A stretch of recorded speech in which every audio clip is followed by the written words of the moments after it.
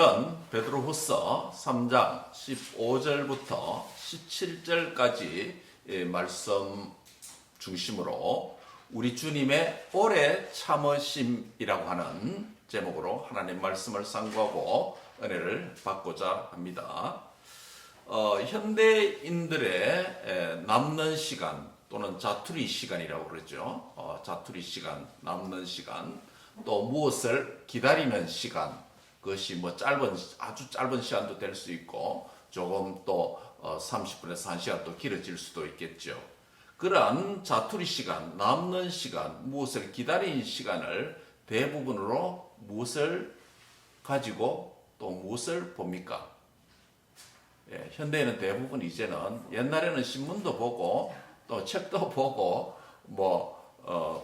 또 무엇을 먹고 이렇게 했던 것 같은데 저도 돌아보니까 남는 시간, 또 차 안에서, 또 차 밖에서, 또 무엇을 기다리는 사람을 기다리는 시간, 그 자투리 시간은 많은 경우 셀폰을 가지고 다양하게 SNS를 한다든지, 또 문자를 보낸다든지, 이렇게 보는 또 뉴스를 본다든지 이런 시간을 보낸 것 같습니다.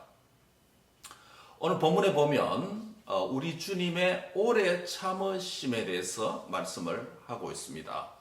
우리 예수님께서 2000년 전에 사람의 몸을 입고 이 땅에 오셔서 지상사역을 하시면서 회개하라 천국이 가까웠느니라, 회개하라 하나님의 나라가 임하였느니라 라고 말씀을 하시면서 주님께서 지상사역을 다 마무리하시고 부활 승천하시면서 주님께서 다시 오시겠다, 재림에 대한 약속을 하셨죠. 그런데 그 말씀이 초대교회 성도들에게는 몇천 년이 걸릴 줄 몰랐겠죠. 곧 오실 것이라고 굉장히 하나님의 예수님을 다시 보내시는, 다시 재림케 하시는, 우리를 데리러 아버지 께 가셔서 있을 곳을 예비하신 주님께서 우리를 곧 데리러 오겠다고 그렇게 말씀하셨기 때문에 초대교회 성도들은 당시에 그 말씀을 기억하고 예수님의 제자들과 또 제자들을 통해서 들은 성도들이 예수님이 이제 곧 오실 것이다 라고 그렇게 다 기대했습니다. 그런데 우리가 아는 대로 주께는 하루가 몇 년 같고 천년 같고 천년이 하루와 같다라고 하는 하나님 중심의 어떤 시간 개념에 대한 이해가 결여되고 부족하기 때문에 2000년 앞으로 우리가 언제 또 오실지 모릅니다. 그렇죠? 지금까지 걸린 것으로 봐서 약 2000년 걸렸죠. 그래서 우리가 이것을 신학적으로 조금 어려운 말로 주님의 재림, 파루시아의 지연이다, 주님의 다시 오심이 시간적으로 상당히 지연되어졌다, 우리 생각으로 지연됐다고 그럽니다. 그렇죠? 근데 하나님 편에서 보면 그건 지연 아니겠죠. 하나님은 자기 계획한 때가 있고 계획 따라 움직이시기 때문에 그렇죠. 근데 사람의 편에서 볼 때는 주께서 주님께는 하루가 천년 같고 천년이 하루 같다는 이것에 대해서는 이해가 결핍되고 시간 개념에 대한 부족 때문에 상당히 지연된 것 같은 그런 느낌이 성도에게는 있습니다. 그래서 주님의 재림의 지연, 우리 주님의 오래 참으심이다라는 표현을 썼습니다. 무엇을 참으셨다는 것입니까? 주님의 참으심의 이 시간이 무엇을 의미한다는 것입니까? 그것은 바로 주님의 참으심이 우리의 구원이 될 줄로 여기라 라는 이 말씀을 하고 있습니다. 그래서 우리는 오늘 주님의 오래 참으심이 저와 여러분에게 무엇을 의미하는 것인지 네 가지로 오늘 말씀을 상고하고 은혜를 받고자 합니다. 첫째로 우리 주님의 오래 참으심, 즉 재림의 지연, 빨리 안 오시고, 우리 생각에 빨리 안 오시고 아직 우리가 더 기다려야 되는 그런 오래 참으심은 우리에게 무엇을 의미하는가? 첫 번째는 우리가 모두 회개하고 믿음으로 구원받기 위한 하나님의 사랑이라는 점입니다. 15절 상반절 보면 이렇게 말했죠. 또 우리 주의 오래 참으심이 뭐가 된다고요? 저와 여러분에게는 구원이 된다는 것입니다. 구원이 될 줄로 여기라는 것입니다. 즉 주님께는 이유가 있다는 것입니다. 주님께서 무작정 안 오시는 게 아니고 당신의 때에 오시는데 우리 생각에 상당히 지연된 것 같이 보이고 또 우리 생각에 주님이 아직 안 오시는 것 같이 더디기에 오는 것 같이 느껴지고 주님 편에서 볼 때는 오래 참으심이라고 사도 베드로는 표현했는데 이 참으심에는 지연된 것 같이 보이는 이런 참으심에는 무슨 이유 때문인가? 그것은 첫 번째로 우리 모두가 자신의 죄를 회개하고 믿음으로 구원받기 위한 하나님의 사랑 때문이다 라고 말씀합니다. 한마디로 말하면 하나님의 사랑이라는 것입니다. 주님의 기다리심이 곧 뭐라고요? 하나님의 사랑이다. 주님의 기다리시고 오래 참으시고 아직 안 오신 것은 저와 여러분을 데리러 오는 것 자체를 망각하거나 잊어버렸기 때문이 아니라는 것입니다. 고아와 과부와 같이 내버려 두고 무관심하고 하나님께서 관심을 아예 꺼놓고 계시는 것이 아니라는 것이죠. 하나님의 무관심이 아니라 저와 여러분을 향한 하나님의 무엇이라고요? 지극히 큰 사랑 때문이라는 것입니다. 사랑 때문이다. 이와 비슷한 말씀이 15절 상반절에 있는 비슷한 말씀이 베드로후서 우리 앞에서 한번 보았습니다. 몇 절에 있습니까? 기억하십니까? 3장의 9절에 보면 있죠. 주의 약속은 어떤 이들이 더디다고 생각하는 것 같이 뭐가 아니다? 더딘 것이 아니다. 여기서 어떤 사람이라고 하는 것은 당시의 거짓 교사들을 가리킵니다. 더딘 것이 아니라 오직 주께서는 너희를 대하여 뭐 하신다? 오래 참으신다. 이유가 뭐라고 그랬죠? 아무도 멸망하지 않고 다 회개하여 구원받기를 원하신다. 다 오늘 본문에도 그랬죠. 오래 참으시면 우리가 다 구원받기를 원하신다. 한마디로 말하면 오래 참으시는 것, 주님의 재림이 이토록 지연되는 것 같은 현상으로 나타나는 우리가 느끼는 이유는 바로 우리 모두가 자신의 죄를 회개하고 예수님을 믿음으로 다 구원받기를 원하는 하나님의 그 큰 사랑 때문이다. 우리를 향한 사랑 때문이다. 라는 것입니다. 죄가 있으면 죄의 삭은 무엇입니까? 사망 아닙니까? 죄의 삭은 사망입니다. 죄의 결과는 사망이라고 하는 심판입니다. 그래서 이 죄 문제가 해결되어야 되기 때문에 다 죄를 회개하고 예수님을 믿어서 구원받기를 원하시는 하나님 아버지의 사랑 때문에 오래 참으시다. 즉 어저께 우리가 뉴스를 보았습니다. 미국 스텔스 폭격기 B2 스피릿이라고 부르죠. 레이디 안 잡히기 때문에 스피릿 0이다라는 이름을 붙였습니다. 그 스피릿에 13.5톤이 되는 벙커버스터 폭탄을 떨어뜨리면 지하 수백 미터 들어가서 터지는 14개를 이란의 원자폭탄 만드는 또 보관 연구소에 떨어뜨리는 뉴스를 보았습니다.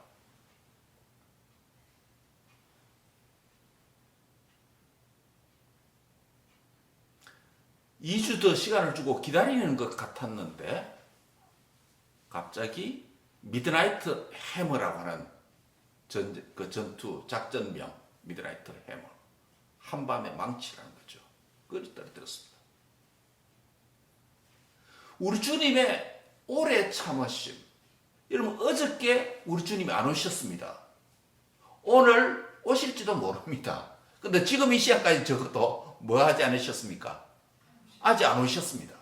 이것은 주님께는 오래 참으심이라고 할 수 있습니다. 그렇죠? 어제 안 오셨고 오늘 아침에도 안 오셨다는 이 사실을 우리에게 무엇을 의미한다고요? 우리가 다 회개하고 믿어서 구원받기를 원하는 무엇 때문이다? 하나님의 사랑 때문이다. 즉 어제 안 오셨다는 또 지금까지 안 오셨다는 것은 저와 여러분을 향한 하나님의 무엇이라고요? 사랑의 모습이다라는 겁니다.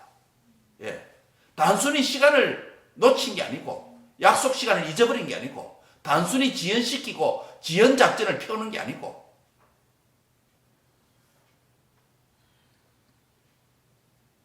미드나이트 해머처럼 갑작스럽게 임해서 우리의 믿음 없음을 회개하지 못함을 보시고 멸망에 이르지 않도록 하시기 위해서 우리에게 다시금 우리의 죄를 회개하고 주님을 확실히 믿고 찬송 불렀던 것처럼 충성된 종이라고 부름을 받을 수 있는 그 칭찬을 받을 수 있는 기회와 여건과 생명 영장의 은혜를 우리에게 주신 하나님의 사랑 때문에 주님은 어제도 뭐가 안 오셨다? 재림하지 않으셨다. 당신의 신실하지 못하고 약속을 깨고 무능함과 망각과 무감심 때문에 어제 안 오신 것이 아니라 어제도 아래도 오늘 이 시간까지 아직 오지 않으신 주님의 오래 참으심은 무엇에 대한 표현이라고요? 나를 향한 하나님의 사랑 때문이다 라는 것입니다. 우리를 안전하게 확실한 믿음을 갖고 믿음의 근거에서 주님의 뜻과 계획대로 살아갈 수 있는 사명의 삶을 타도록, 그래서 마지막 때 심판자리에서 네가 작은 일에도 충성하였으니 정말 충성된 나의 종이었구나, 신실한 나의 종으로 살았구나, 우리에게 칭찬과 상급을 주시기 위한 기회를 부여받은 줄 믿습니다. 그 사랑이 저와 여러분을 향하고 있다는 것이에요. 하나님의 보이지 아니하는 하나님의 재림의 지혜는 우리에 대한 무관심과 관심을 안 가지시고 의지적으로 비의지적으로 관심을 끈 게 아니고 여전히 우리를 사랑하고 계시고 더 적극적으로 우리가 주님에 대한 확실한 믿음과 소망 가운데서 살고 또 충성된 일들을 할 수 있는 기회와 은혜를 우리에게 허락해 주셔서 주님에 대한 뜻과 그분의 말씀을 순종하고 사명을 감당할 수 있는 기회 때문에, 기회를 주시고자 하는 그 은혜 때문에 주님이 어저께 안 오신 줄 믿습니다. 이게 이 의미예요. 주께서 오래 참으심에 대한 이유는 당신의 택한 자녀들이 한 사람도 빠짐없이 죄를 회개하고 믿음으로 구원받을 뿐만 아니라 이 땅에서 하나님을 위해서 살아갈 수 있는 기회를 주시고자 하는 아버지 하나님의 지극히 큰 사랑인 줄 믿습니다. 여러분께서 십자가에 예수님 돌아가실 때 양편에 강도가 하나씩 있었잖아요. 한편 오른쪽에도 있고 왼쪽에 있고, 어느 쪽이 강도인지 모르겠지만 성경은 말하기를 한편 강도는 당신이 하나님의 아들이거든 당신부터 좀 구원하고 우리도 좀 구원해달라고 핀잔과 조롱과 냉소를 퍼부었지만은 또 다른 한편의 강도는 주여 주의 나라에 임하실 때 나를 뭐 해달라? 기억하소서. 이 말은 주의 나라, 미래 천국이 있음을 믿는 신앙 고백이죠. 또 나를 기억해달라고 예수님께 그 말씀을 하셨다는 것은 예수님 여기서 죽을 뿐만 아니라 천국에서 다시 다스리시는 왕이심을 주라고 고백하는 것이 되겠죠.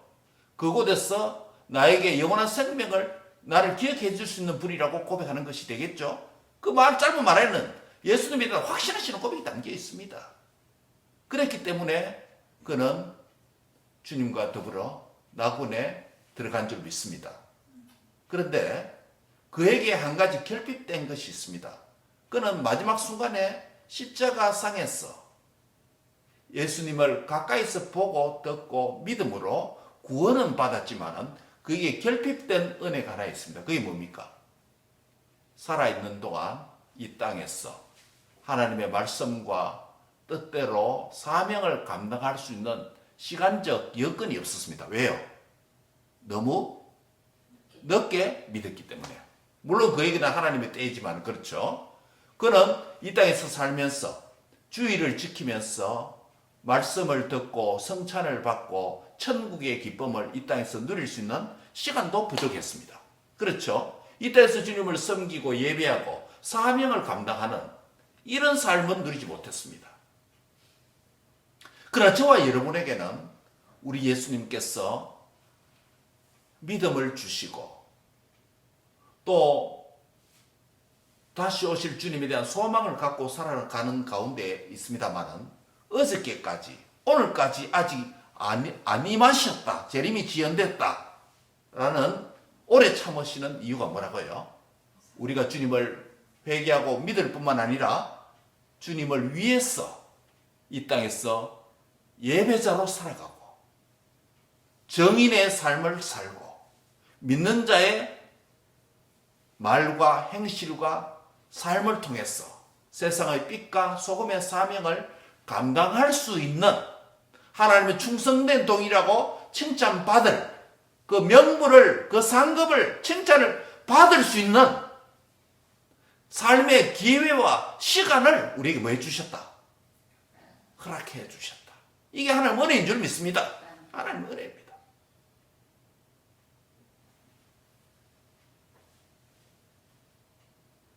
그래서 주님의 오래 참으심은 저와 여러분에게 무엇을 의미하는가? 우리를 향한 하나님의 지극히 큰 사랑이 머물고 있다는 것입니다. 무관심이 아닙니다. 그렇죠? 무관심이 아닙니다. 잊어버리심도 아닙니다. 주님은 다시 오시는 줄 믿습니다. 다시 오시는 줄 믿습니다. 두 번째로 주님의 오래 참으심은 우리에게 무엇을 의미합니까? 주님의 오래 참으심의 시간. 주님 편에서 보면 오래 참으심이죠. 우리 편에서 보면 뭡니까? 오래 기다리는 겁니다. 그렇죠? 우리 편에서 보면, 사람의 편에서 보면 오래 기다리는 겁니다. 예수님 편에서 보면 오래 참으십니다. 아직 안 오시는 거죠. 의지 그분께서 그분의 뜻으로 오시기 때문에. 우리 편에 보면 오래 기다립니다. 그러면 주님의 오래 참으심, 우리 편에서 생각할 때 오래 기다리는 동안 어떤 삶을 살아야 된다고 말합니까? 두 번째. 따라합니다. 말씀에 주목하는 삶을 살아야 합니다. 말씀에 주목하는 삶을 살아야 합니다. 예. 오래 참으심의 시간, 오래 기다림의 시간.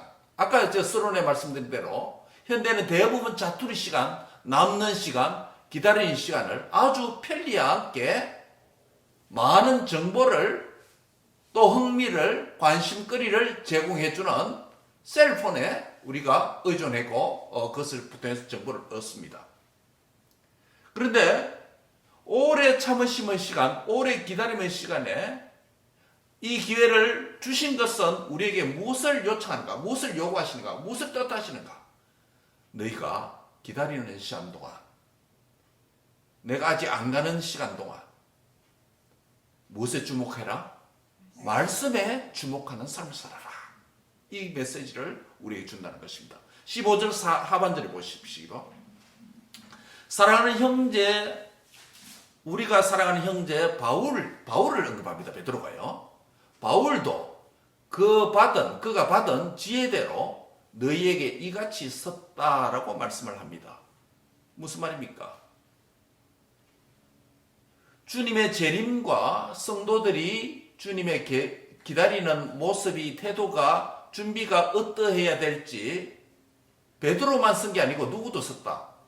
사도 바울도 이 주제에 대해서, 이 이슈에 대해서, 주님의 다시 오심에 대해서 쓴 글이 있다. 바울 서신을 가리키겠죠. 베드로가 알고 있습니다. 베드로 후서를 읽는 수신자들도 알고 있습니다. 이 말은 이렇게 됩니다. 베드로 후서를 베드로가 쓸 때에 이미 누가 쓴? 사도 바울이 썼던 바울 서신이 교인들에게 전해져서 회람되고 읽혀지고 있었다는 의미가 됩니다. 그렇죠? 왜냐하면 베드로 지금 그 이야기를 하잖아요. 사도 베드로도, 우리 형제, 사랑하는 사도 베드로도, 형제 베드로도 그가 하나님으로부터 받은 지혜대로 너희에게 이와 같이 썼다. 그래서 너가 알고 있다는 거죠. 그 말 아닙니까? 그래서 우리는 이 말씀에 대한 몇 가지 중요한 것을 보게 됩니다. 오래 참으심의 시간, 오래 기다리는 시간 동안에 무엇에 주목하라고요? 말씀에 주목하라 했는데 그 말씀이 뭔지 몇 가지로 말씀하고 있습니다. 사도 바울의 경우는 뭐라고 말합니까? 그가 받았다. 여기서 받은 누구의 대상이 있다는 것입니다. 누구로부터 받았다는 겁니까? 하나님으로부터 받았다는 겁니다. 바울이 종말에 대한, 주님의 오심에 대한 바른 지식을 갖고 있었는데 그가 받은 계시가 누구로부터 왔다? 하나님으로부터 받았다. 즉 계시의 출처에 대해서 말합니다. 계시는 사람이 만든 책이 아니다. 사람이 연구해서 만든 에세이가 아니다. 사람이 묵상한 결과도 아니다. 계시는 사람 속에서 주관적으로 만든 사물이 아니다는 것이에요. 계시는 사람 바깥에 있는 누구로부터? 우리 사람 바깥으로부터 누구로부터? 하나님으로부터 오는 것이다. 계시의 객관적인 신적인 출처에 대해서 말씀합니다. 여러분 계시가 사람으로부터 말미암았다면 그거 믿을 가치가 없잖아요. 왜 거기에 우리가 생명을 걸어야 됩니까? 전 인생 걸어야 됩니까? 하나님 이 계시라고 하는 말씀은 사람의 말이 아니라 누구의 말이라는 겁니까? 하나님의 말씀이기 때문에 우리의 믿음이 대상이 되는 것이죠. 그렇기 때문에 신뢰할 바가 되죠. 그래서 그가 받았다는 것입니다. 이것은 무엇을 의미하냐면 우리가 주님을 기다리는 시간 동안에 주님의 오래 참은 시간 동안에 말씀에 주목해야 되는데 그 말씀은 곧 어디로부터 왔다? 하나님으로부터 온 말씀으로 여겼다 바울이요.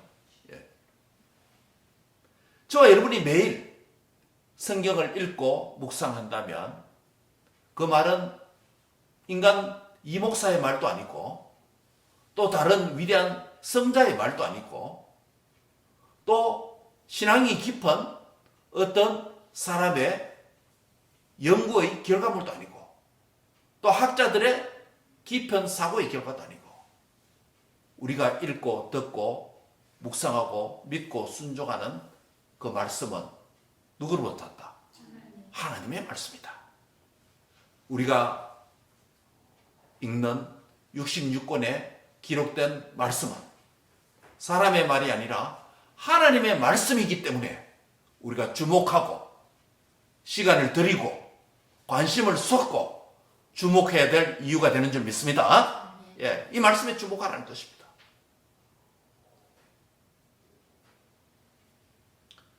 그 다음에 또 말씀에 대한 중요한 메시지 담고 있습니다. 우리가 사랑하는 형제 바울도 그가 받았다 하나님부터. 그 다음에 지혜대로 너희에게 이같이 썼다라고 말씀합니다. 즉 그가 쓴 바울서 신의 말씀은 자신의 깊은 학문의 결과 율법의 연구자로서 나온 게 아니고 하나님의 지혜 안에서 성령님의 무엇을 받았어? 영감을 받았어. 영감을 통해서 뭐 했다? 썼다, 기록했다는 것입니다. 즉 당시에 베드로후서를 쓸 때 베드로후서를 읽는 수신자 공동체 안에 바울서 신들이 바울이 쓴 책들이 돌아다니고 있었는데 회람되고 있었는데 읽혀지고 있었는데 그 말씀이 그가 받은 지혜대로 사람의 지혜가 아니죠. 성령님의 지혜와 영감을 받아서 기록하여서 너희가 보고 있다라는 이야기가 되겠죠. 결국은 즉 하나님의 말씀은 하나님으로부터 왔을 뿐만 아니라 누구의 영감을 통해서? 성령님의 영감을 통해서 뭐 해야 됐다? 기록 쓰여졌다는 말씀입니다. 그러니까 성경의 말씀은 물론 원본 말씀을 가리킵니다만은 성령의 영감과 지혜로 쓰여졌기 때문에 사람의 지식을 뛰어넘고 일체의 오류와 실수가 없는 줄 믿습니다. 우리를 구원하고 우리에게 생명을 주고 우리에게 지혜를 풍성하게 주고 인생을 성공된 인생으로 만들어주고 우리를 행복하게 이끌어주고 우리를 영생의 자리까지 안전하게 도착하도록 하는 위대한 지혜의 말씀은 무엇으로부터 왔다? 성령의 영감을 통해서 기록된 말씀이다 라는 것을 우리에게 말씀하고 있습니다. 우리가 읽고 있는 성경도 그러한 줄 믿습니다. 아멘. 예. 당시에 이 사도 바울은 다른 제자들과 차이점이 뭡니까? 다른 사도들과 사도 바울은 차이점이 뭡니까? 다른 모든 제자들은, 12사도들은 예수님의 생애에서 요단가 아니고 갈릴리 바다로부터 시작해서 또 세리는 세관, 그쵸? 다 예수님으로부터 무엇을 했어요? 직접적으로 부름을 받아서 주님의 제자가 되었고 그들을 우리가 사도라고 부릅니다. 그렇죠? 근데 바울의 경우는 다릅니다.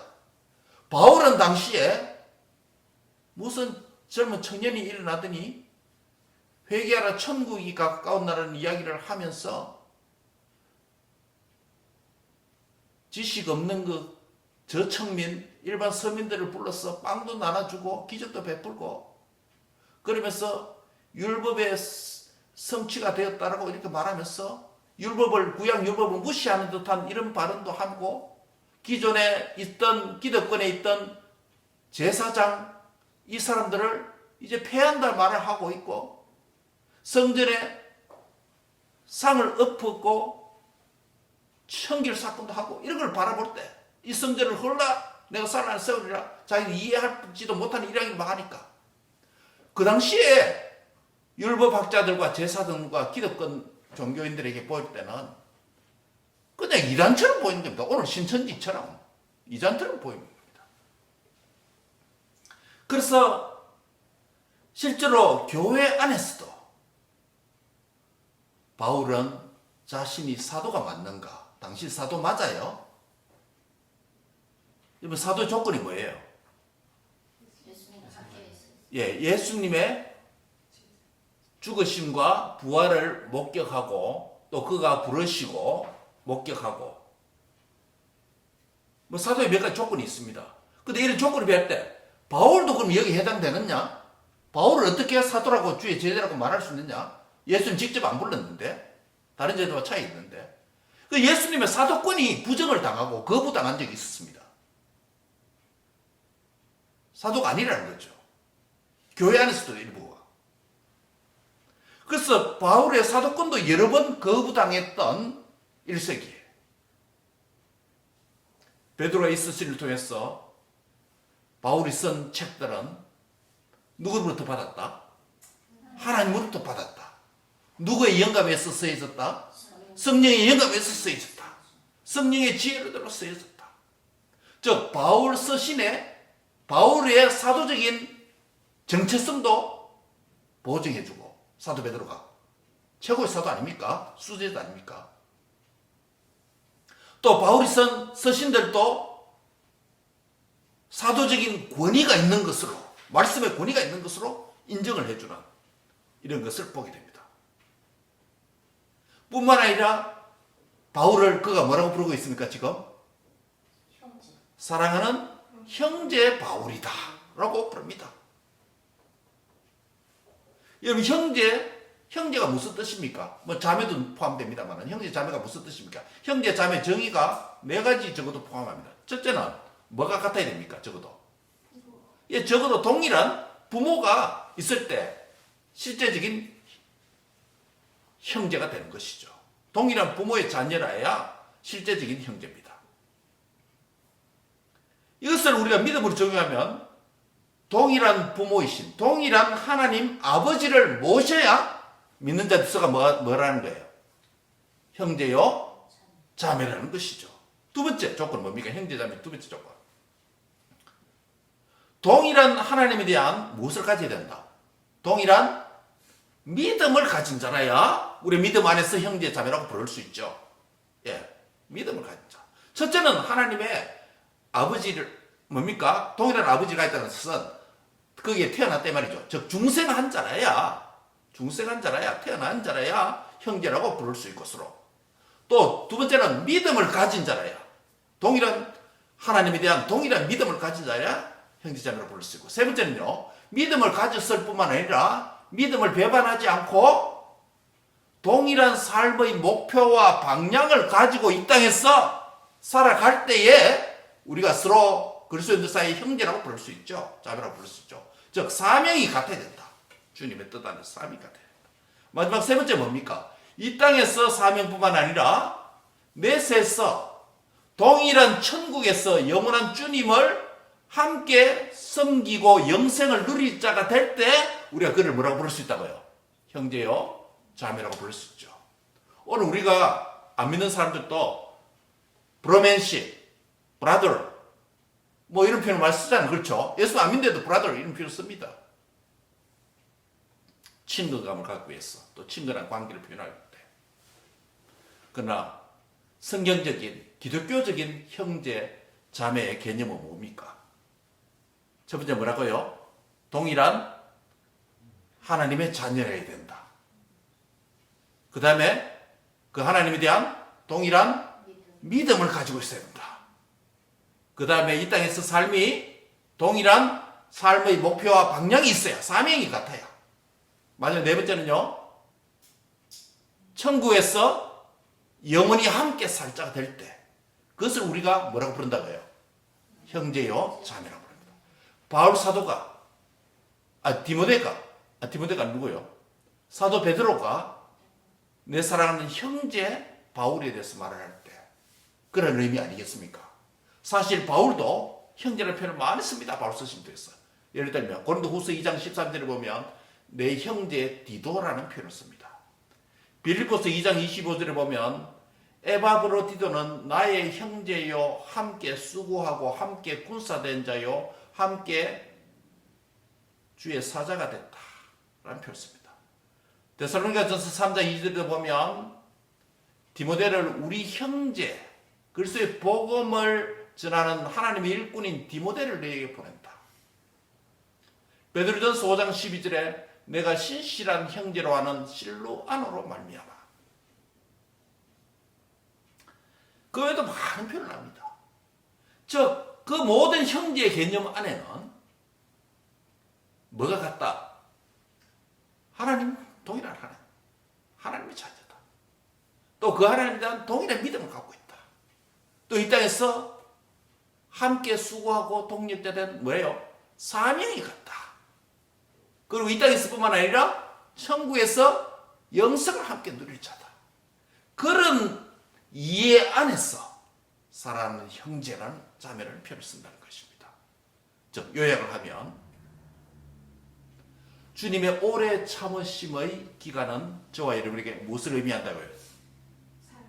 예, 첫 번째는 하나님의 사랑을 의미하고 지금 두 번째는 말씀에 주목하는 삶을 살아야 된다고 교훈한다는 것입니다. 왜냐하면 말씀에 대한 교훈을 하면서 하나님으로부터 받은 말씀이다. 성령님의 영감으로 기록된 말씀이다. 많은 사람들이 사도권을 바울의 사도권을 부인했지만은 수사도인 베드로가 수제된 베드로가 바울의 권위와 바울이 쓴 책의 권위를 증명해 주었어.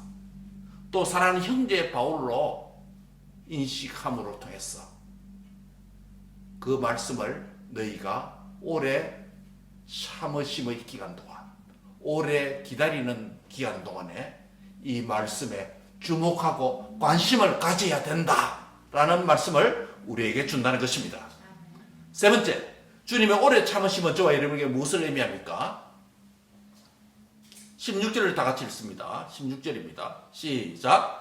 또 그 모든 편지에도 이런 일에 관하여 말하였을 때 그 중에 알기 어려운 것이 들어있으니 무식한 자들과 구세지 못한 자들이 다른 성경과 같이 그것도 억지로 풀다가 스스로 멸망에 이르느니라. 여기 보면 두 가지 사실이 있습니다. 하나는 성경 말씀이 해석하기 난해한 표현이 있다 없다? 있다는 것이고, 두 번째는 그 난해한 성경을 억지로 해석하다가 뭐가 된다? 스스로 멸망에 빠질 가능성이 있다라는 이야기를 하게 됩니다. 자, 그러면 주님의 오래 참으심은 우리에게 무엇을 의미하는가? 첫째로 뭐라고 그랬죠? 우리를 향한 하나님은 사랑이다. 두 번째는 오래 참으심의 기간이 있다는 것은 그 시간에 우리가 뭐 해라? 말씀에 주목하는 삶을 살아라. 세 번째는 오래 참으심은 우리에게 무슨 의미냐면 그 말씀을 바르게 해석하고 바르게 믿고 바르게 적용하는 삶을 살아야 된다라는 것입니다. 즉 바른 이해와 바른 믿음과 순종의 삶을 살아야 된다라는 것을 우리에게 교훈하고 있습니다. 우리가 주님을 오래 참으심의 기간 동안에 주님을 기다리는 시간 동안에 어디에 주목하라고요?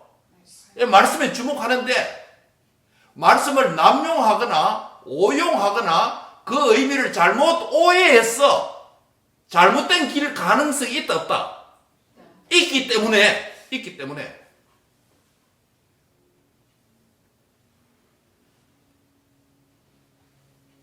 말씀을 바르게 이해한다는 것은 엄청나게 중요합니다. 여러분 오늘 다 이단들이 생긴 이유가 뭡니까? 타 종교 말고 기독교 안에서 발생한 이단들의 특징이 뭡니까? 무슨 차이예요? 성경의 어떤 특정 구절에 대한 해석의 차이, 이해의 차이입니다. 그렇죠? 우리 삼일체론을 믿는다고 했을 때 삼일체라는 용어는 성경에도 없지만은 성부, 성자, 성령 하나님 세 가지 위격을 갖고 계시고 세 가지 형태의 사역을 갖고 계시고 그분은 한 분이기 때문에 삼위일체라는 교리를 정통교리로 정통교회가 받아서 믿고 있습니다. 그런데 이것에 대한 잘못된 이해, 판단 인해서 삼일체를 부인하는 종파들이 있죠. 그래서 우리가 이단이라고 부릅니다. 성경 구절에 대한 왜곡, 오해, 잘못된 해석. 또 예수님의 신성을 부인하는 이단들도 있습니다. 예수님은 사람이지 신은 아니다. 이렇게 생각하는 사람도 있습니다. 또 예수님의 인성을 부인하는 쪽도 있습니다.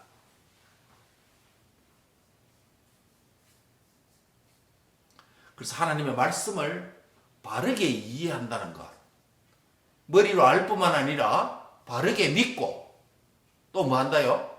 바르게 순종하는 것. 그것은 너무나 중요하다.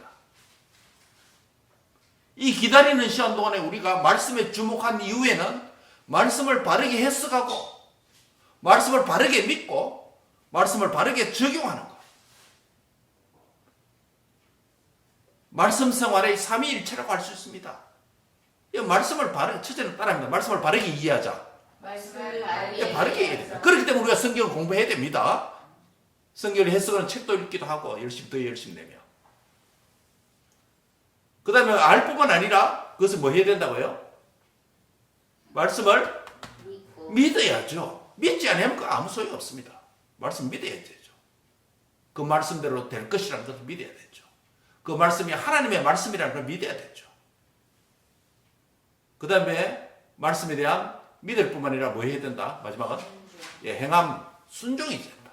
행함이 없는 믿음은 죽은 것이다. 순종해야 되겠죠. 오늘도 우리가 말씀을 듣고 말씀을 설교를 들을 때 말씀에 대한 바른 이해 그리고 이 말씀을 그대로 믿고 또 한 주간 이 말씀 따라 살아가는 순종의 삶이 있기를 바랍니다. 이게 주님을 기다리는 자의 삶이라는 것이에요.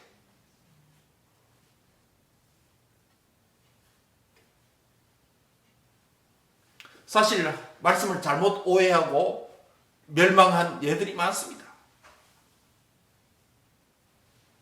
예를 들면 베드로후서 2장 18절 19절에 보면 이런 말씀이 있습니다. 그들이 허탄한 자랑의 말을 토하여 그릇되게 행하는 사람들에게 겨우 피한 자들을 음란으로서 육체의 정욕주에서 유혹하는도다. 그들에게 자유를 준다 하여도 자신들은 멸망의 종들이니 누구든지 진 자는 이긴 자의 종이 됨이라 라는 베드로후서 2장 18절 19절에 이런 말씀이 있습니다. 이런 믿음으로 어떻게 됩니까? 칭이 믿음으로 의롭게 됩니다. 그렇죠? 믿음으로 의롭게 됩니다. 믿음으로 의롭게 될 뿐만 아니라 죄로부터 어떻게 됩니까? 믿으면 구원 해방됩니다. 그래서 죄로부터 해방되는 이 자유 프리덤을 당시에 거짓 교사들이 잘못 이해하고 잘못 해석했어. 율법이 필요 없다 이제는. 우리가 은혜로 믿음으로 구원받았기 때문에 의로운 자가 됐기 때문에 율법이 필요 없다. 율법 무용론자들, 반율법주의자들이 생겨나게 됩니다. 여러분, 저와 여러분에게 율법이 필요 없습니까? 어때요? 율법이 필요 없으면 구약 성경에서 떼내버려야 되죠. 율법이 필요 없는 게 아니죠. 율법이 우리가 보통 세 가지로 구분합니다. 종교학자들이 이래로. 첫 번째는 무슨 법? 시민법. 이스라엘 시민으로서 당시에 살아야 될 그 법을 시민법이라고 그럽니다. 또요, 제사 관련된 제사법, 의식법이라고 그럽니다. 그렇죠? 그 다음에 카테고리는 도덕법, 모럴로입니다. 십계명은 이 세 법 중에 어디에 속합니까? 도덕법입니다. 그런데 예수님을 믿었으니, 은혜로 믿음을 구받았으니, 칭이 의롭게 되었으니 구원을 받았을 뿐만 아니라 이제는 율법으로부터 해방되었다. 죄로부터 해방은 맞는데 율법으로부터 해방은 아니에요. 의식법과 시민법은 우리가 어떻게 구원받았는지, 또 하나님께서 어떻게 거룩과 당신의 성품을 그 제사 제도를 통해서 계시하셨는지 우리에게 교훈을 줍니다. 특히 도덕법은 구약 성도이건 신약 성도이건, 예수님이 오지 않았던 구약 성도이든 예수님 온 이후에 사는 신약 성도이든 도덕법은, 대표적인 십계명은 우리 모두에게 행함의 규범으로서 유효하다, 무효하다? 유효합니다. 내 부모를 공경하라.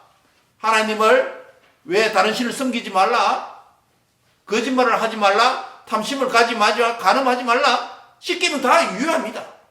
그런데 율법 반율법주의자들, 율법 무용론자들이 생겨났어. 죄로부터의 자유를 잘못 오해해서 그 프리덤을 율법으로부터 해방된 걸로 생각했어. 율법이 필요 없다 생각하기 때문에 그들의 삶에 심각한 문제가 생각되게 됩니다. 뭐가 생기답니까? 율법의 도덕법에 관한 말인데 그 말씀이 행위의 규범으로 작용 안 한다고 생각하기 때문에 뭘 지키기 시작합니까? 도덕법을 범하는 죄들을 시작합니다. 그래서 뭐라고 말합니까? 베드로후서 2장 18절 19절에 겨우 죄로부터 피한 자들을 무엇으로? 음란으로서 육체의 정욕에 유혹한다. 자유를 준다 하여도 너희가 멸망의 종들이다. 율법 무용론자들은, 율법을 무시하는 자들은 자신도 도덕법을 범하게 되고 다른 사람도 그 도덕법을 범하게 만들어서 결국 멸망되게 죄를 짓도록 만들게 된다라는 것입니다.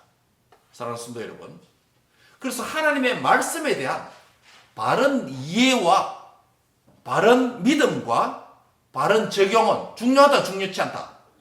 예, 보통 중요한 게 아니에요. 너무 중요하다는 거예요.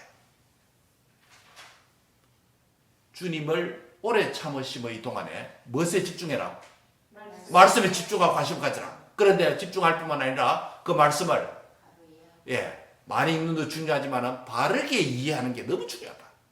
그래서 여러분께서 설교자의 도움을 받아야 되고 신학자의 도움을 받아야 되고 목사님의 가르침을 받아야 되고 또 좋은 주석과 또 성경을 해석한 책들을 참고해야 될 이유가 여기 있는 것이죠.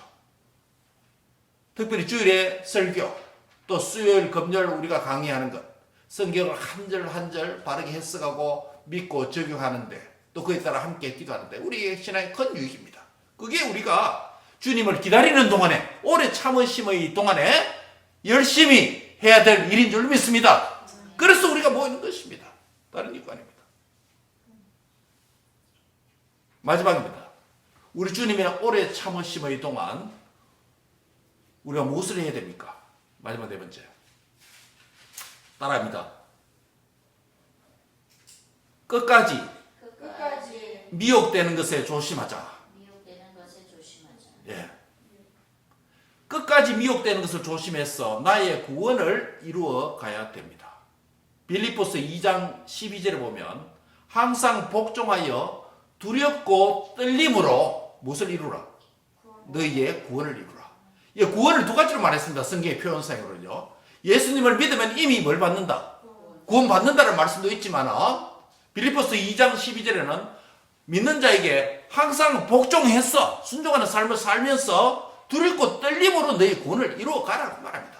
이미 구원받았지만 but not yet, already but not yet. 이미 칭의의 구원을 받았을지라도 성화의 구원은 계속 필요하다. 주님이 가는 날까지 필요하다. 그래서 말씀을 믿고 복종하는 이 삶은 계속적으로 두렵고 떨림으로 우리가 이루어가야 된다. 그렇지 않으면 뭐가 될 수 있다? 미혹될 수 있다. 17절 다 같이 읽습니다.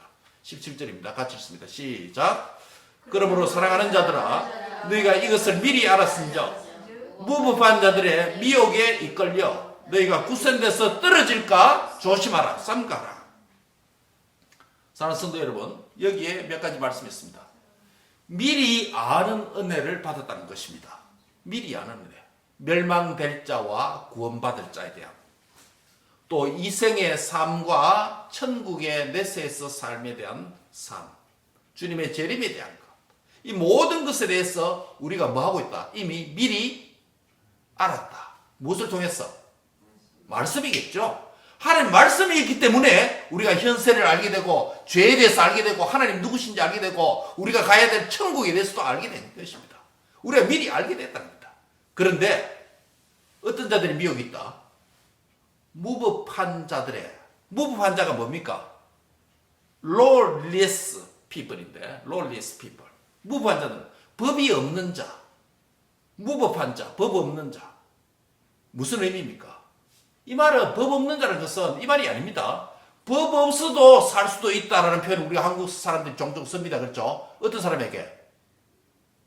아주 착한 사람에게. 이 사람 법 없어도 살 수 있다. 그런 의미로 지금 표현한 게 아니죠. 여기서 법 없는 자는 무엇을 가리킵니까? 하나님의 말씀의 법이 하나님 말씀의 법을 무시하고 경시 가볍게 여기고 아예 하나님 말씀을 믿지 않는 불신하는 자, 또 말씀을 읽지 않는 자, 또 말씀을 행하지 않는 불순종자, 이 모든 자를 뭐라고요? 무법한 자를 의미합니다. 이 무법한 자의 결과가 무엇입니까? 무법한 자들은 뭐합니까? 말씀을 가볍게 여기고 무시하고 믿지 아니하고 말씀대로 살지 아니하고 행하지도 아니하니까 자신도 뭐하게 됩니까? 자신도 미혹돼서 방종의 삶을 살게 되고 자기 마음대로 살게 되고 기준이 없으니까 도덕법도 범하고 기준이 없으니까 방탕하게 되죠. 자신이 그럴 뿐만 아니라 무법한 자는 자신이 뿐만 아니라 누구에게도 다른 사람에게 타인도 방종하게 해서 멸망의 길로 인도하는 것입니다. 그래서 결국 너희가 굳센 데서 어떻게 된다? 떨어질까 조심하라. 여러분, 특히 이런 점에서 선생된 자들과 우리 목사된 자들과 언약의 부모된 자의 책임이 큽니다. 우리 자신이 선생된 자, 목사와 같은 선생된 자와 언약의 부모로서 교회의 선생인 목사와 가정의 언약의 부모의 스승인 부모가 하나님의 법 없는 자가 되면 안 됩니다. 법 없는 자처럼 말씀을 가볍게 여기고 말씀을 무시하고 말씀을 내가 무시하고 믿지도 아니하는 불신자가 되고 말씀을 읽지 않는 불독자가 되고 말씀에 행하지 않는 불순종자가 되면 내 자신도 방탕하게 되어서 멸망의 길로 인도할 뿐만 아니라 나의 영향력 안에 있는 교인들도 또 자녀들도 멸망의 길로 인도한다는 것입니다. 그렇기 때문에 마지막까지, 언제까지? 주님 오실 때까지, 마지막까지 법 없는 자의 그 미혹에 넘어지지 않도록, 빠지지 않도록 뭐하라? 조심하라. 따라합시다. 조심하라.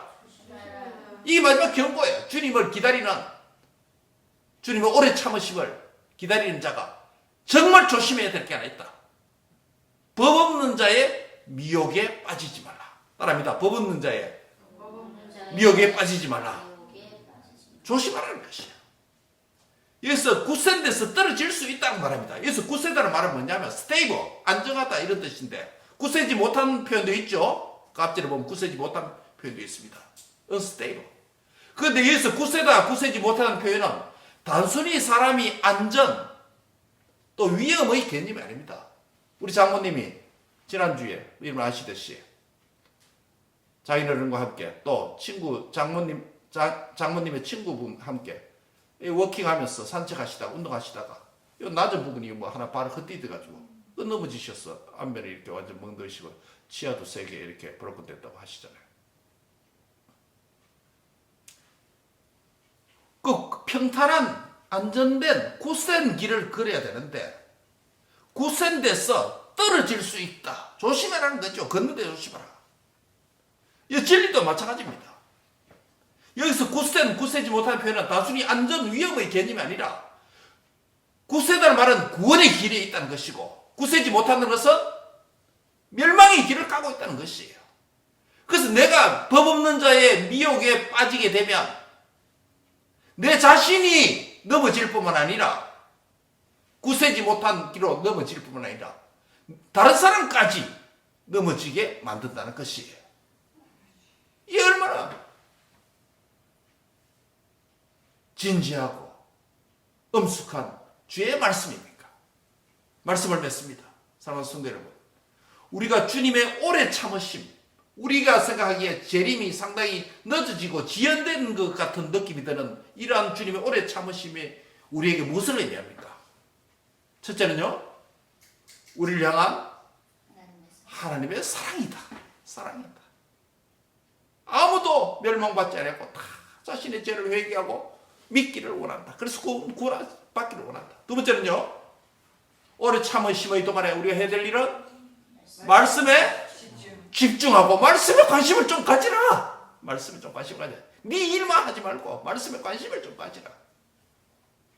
말씀에 관심을 가질 때 세 번째는 뭐라고요? 그 말씀을 바르게 이해하고 바르게 믿고 바르게 순종하고 행하는 자가 되라.